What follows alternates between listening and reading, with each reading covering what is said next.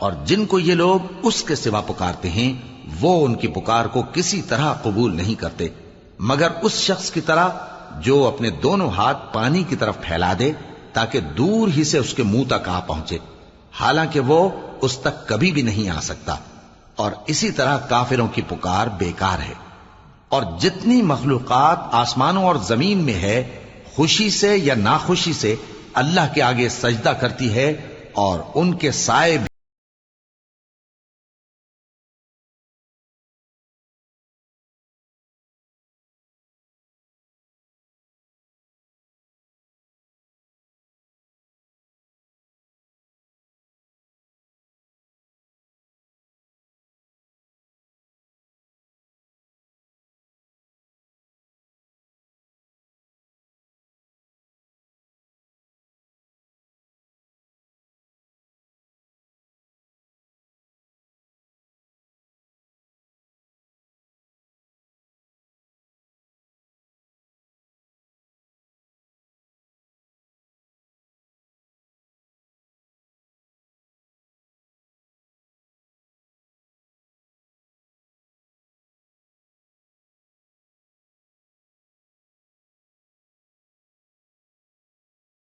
कौन है?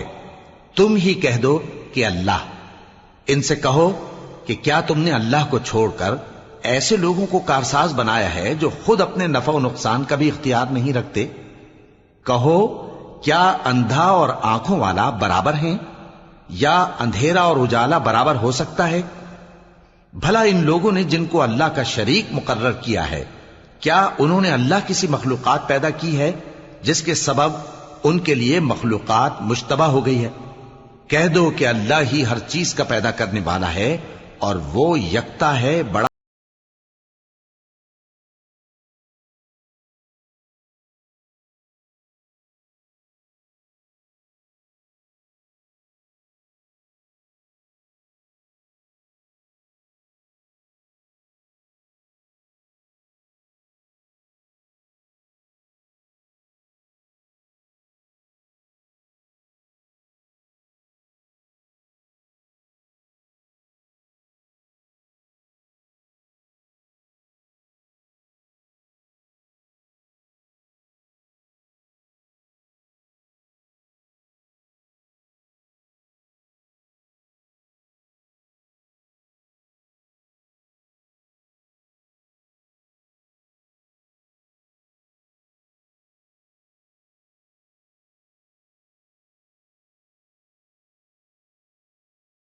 से मैं बरसाया, फिर उससे अपने अपने अंदाजे के मुताबिक नाले बह निकले, फिर पानी पर फूला हुआ झाग आ गया।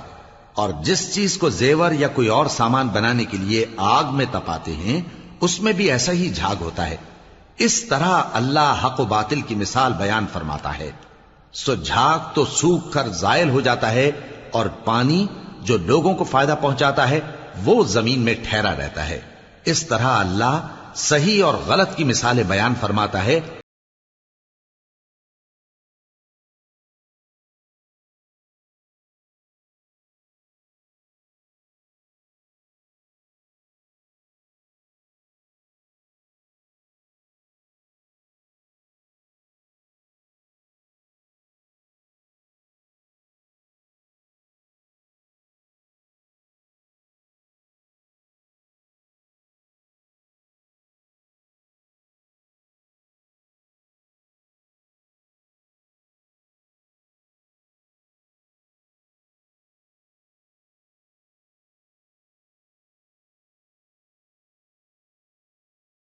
बहुत बेहतर होगी। और जिन्होंने उसको कबूल न किया, अगर रूए जमीन के सब खजाने उनके इख्तियार में हों तो वो सब के सब और उनके साथ उतने ही और नजात के बदले में सर्फ कर डालें, मगर नजात कहां?